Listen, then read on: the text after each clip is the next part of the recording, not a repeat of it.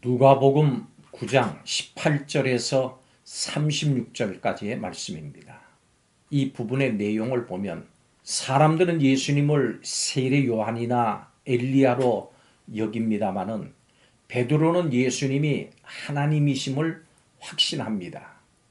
예수님께서는 이 비밀을 지키라고 베드로에게 경고하시면서 예수님의 고난과 십자가 죽음과 부활을 예고하셨습니다. 제자는 자기 십자가를 지고 예수님을 따르고 예수님을 위해 목숨까지라도 드릴 수 있어야 합니다. 예수님께서는 십자가에 대해서 말씀하시고 8일 후에 베드로와 요한과 야고보를 데리시고 산에 오르십니다. 영광스럽게 변하신 예수님께서 모세와 엘리야와 함께 이야기를 나누십니다. 이것을 본 베드로는 그 자리에 초막을 짓자고 제안합니다. 예수님께서는 나를 따라오려거든 자기 십자가를 지고 따르라고 말씀하셨습니다. 신앙생활은 자기 십자가를 지고 예수님을 따르는 것입니다. 십자가를 지고 예수님을 따르는 신앙생활을 부담스러워하거나 두려워하지 마십시오. 십자가 신앙은 우리를 강하게 하고 진리 가운데 살게 하는 힘이 있습니다. 예수님의 십자가 죽음은 그 신앙의 중심입니다. 십자가 신앙의 유익한 것이 무엇인가 세 가지로 오늘 본문을 통해서 살펴보겠습니다. 첫째로 십자가 신앙은 죄의 유혹을 이기게 합니다. 십자가는 죄로 인한 하나님의 저주의 현장입니다. 십자가의 대속적 죽음으로 구원을 이루신 사실을 모른 채 예수님을 그리스도로 고백하는 것은 아무 의미가 없습니다. 십자가는 우리가 하나님의 진노를 받을 수밖에 없는 죄인이고 또 예수님의 대속적 죽음으로 죄의 사함을 받은 의인임을 알게 합니다. 인간은 오직 십자가를 통해서만 죄로부터 자유를 맛볼 수가 있습니다. 십자가를 통해서 죄의 비참함 그리고 그 죄로 말미암은 저주를 우리가 그 죄에서 벗어났고 다시는 죄에게 종노릇하지 않음을 잘 알 수가 있습니다. 십자가 신앙의 유익은 죄를 이긴 십자가의 능력으로 죄의 유혹을 분별해서 이길 수 있다는 것입니다. 이것이 십자가 신앙의 첫 번째 유익입니다.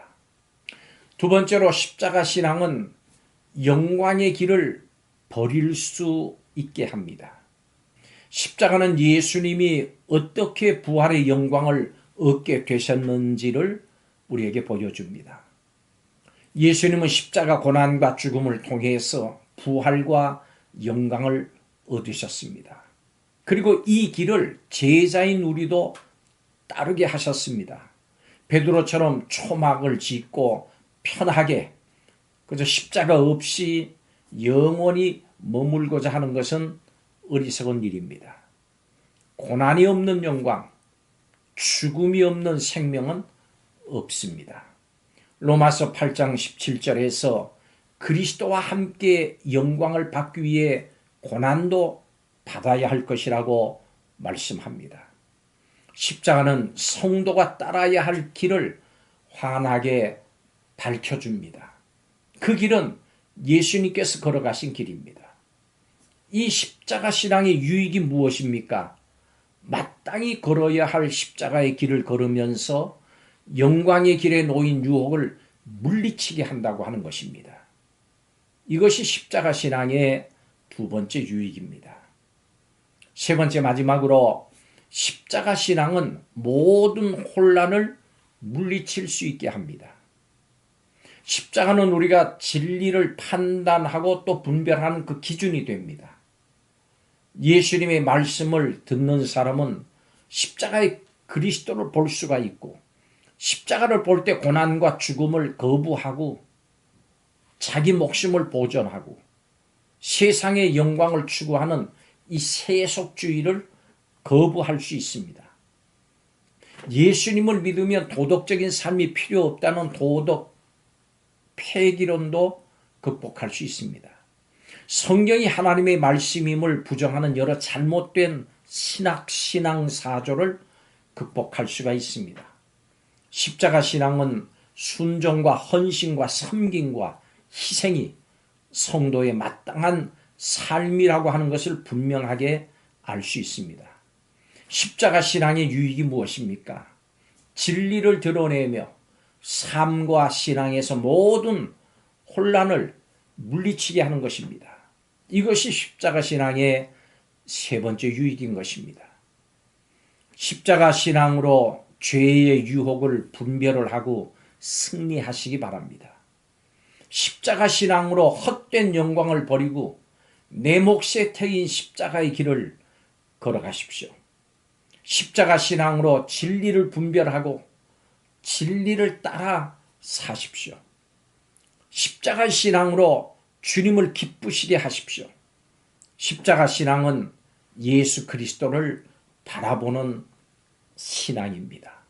십자가로 죄와 사망을 이기고 부활의 영광을 얻으신 예수님만을 의지하는 것입니다.